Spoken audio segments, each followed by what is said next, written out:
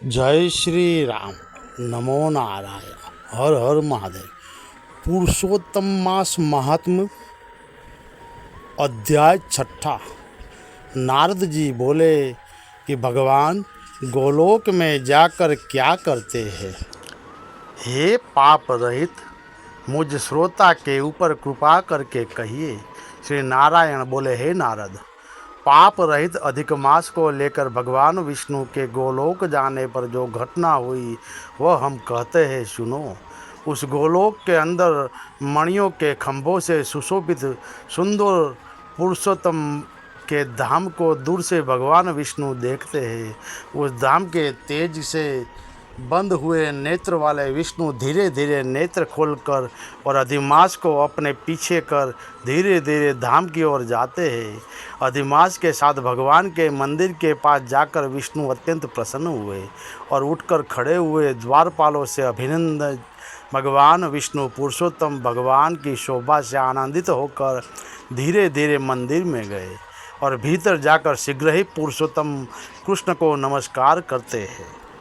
गोपियों के मंडल के मध्य में रत्नमय सिंहासन पर बैठे हुए कृष्ण को नमस्कार कर पास में खड़े होकर विष्णु बोले, श्री विष्णु बोले कि गुणों से अतीत गोविंद अद्वितीय अविनाशी सूक्ष्म विकार रहित विग्रह वाहन गोपों के वेश के विधायक छोटी अवस्था वाले शांत स्वरूप गोपियों के पति बड़े सुंदर नूतन मेष के समान करोड़ों कामदेव के समान सुंदर वृंदावन के अंदर राम मंडल में बैठने वाले पितरंग के पीताम्बर से शोभित सौम्य बाहों के चढ़ाने पर मस्तक में 3 रेखा पड़ने से सुंदर आकृति वाले रास लीला के स्वामी, रास लीला में रहने वाले, रास लीला करने में सदा उत्सुक, 2 भुजा वाले मुरलीधर पीताम्बर वस्त्रधारी अद्भुत ऐसे भगवान की मैं वंदना करता हूँ।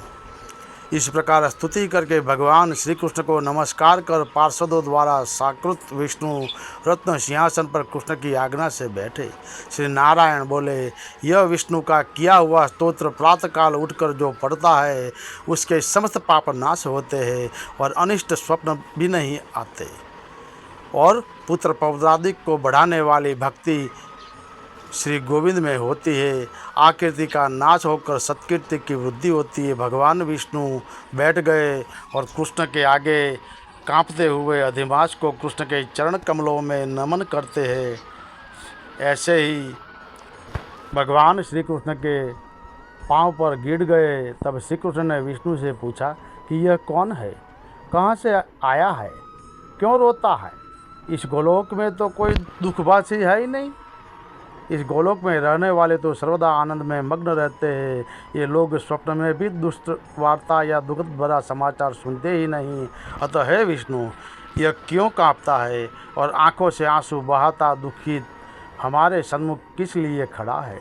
श्री नारायण बोले, नवीन मेघ के समान श्याम सुंदर गोलोक का नाथ का वचन सुनकर सिंहासन से उठकर महाविष्णु मलमास की संपूर्ण दुख गाथा कहते हुए बोले। श्री विष्णु बोले कि हे वृंदावन की शोभा के नाथ, हे श्री कृष्ण, हे मुरलीधर, इस अधिमास के दुख को आपके सामने कहता हूँ, आप सुने।